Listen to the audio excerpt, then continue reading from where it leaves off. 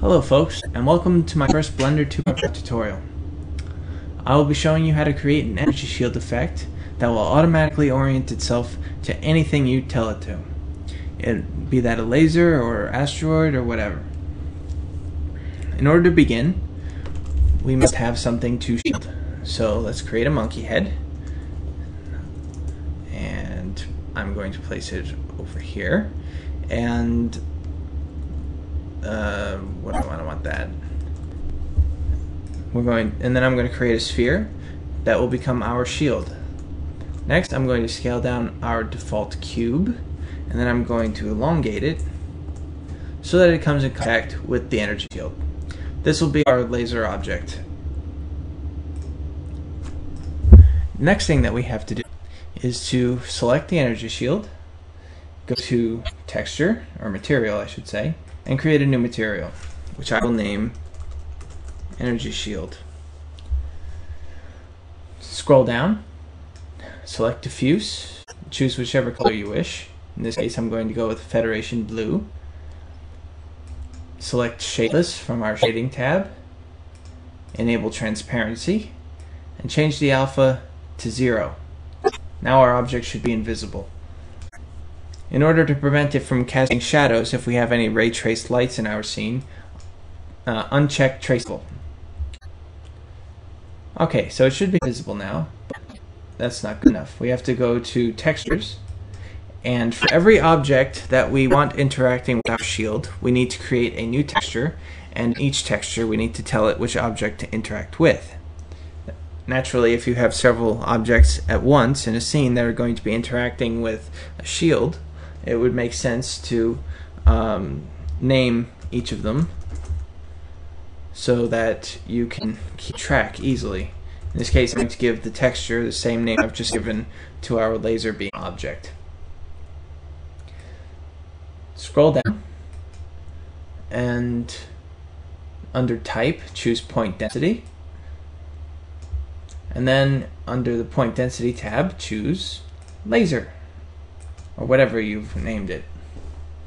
Make sure to choose object vertices. Next, choose cache and select global space. Scroll down, and in the mapping tab, select global for coordinates. And last but not least, choose uncheck color and check alpha. Now when we render it, you'll notice that we have the beginnings of a nice energy shield texture or effect. In order to modify that, however, it's a little dinky looking. We go back up to our point density tab and enter a value. In this case, I'm going to put the value for the radius at 2.5. Rendering it again, we notice that the energy shield has gotten much bigger. That's kind of a boring effect though. It's just a nice circle with no real personality. In order to change that, go to Turbulence, and then go to Blender, or what is it, Noise Basis, and choose Improve. Change the strength to 2, and you'll notice that the edges begin to become frayed. If we were to increase the strength even further, the frayed edges become all that much more noticeable. Now that's still kind of a boring effect, and you can play with the materials in order to change that, but there are other tutorials out there that do a far better job than I could in the time I have remaining to demonstrate what can be achieved. Besides that, I'm still learning myself, so that's pretty much it. There are a few weaknesses associated with this technique that you should be aware of. If we move our laser object a little distance, you can clearly see that it's not in contact with the sphere. You'll notice that the effect is still visible on the sphere.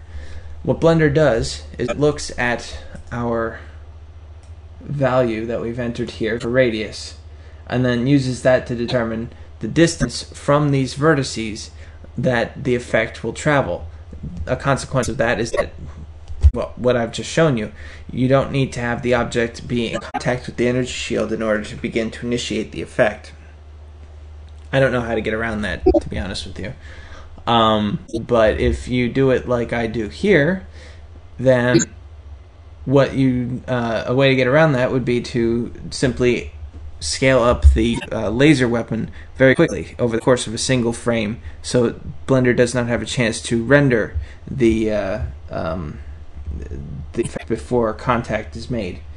In addition, you'll also notice that this technique allows for the use of a particle system, but I've not found a way to make particles play nicely with the shield effect.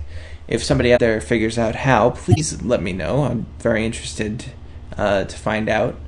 Who knows, maybe in the future they'll add a couple of features to Blender to make this system a little bit more streamlined and robust. Thank you for viewing my tutorial. If you have any questions or comments, I will get back to you with the answers as best I can. And happy blending.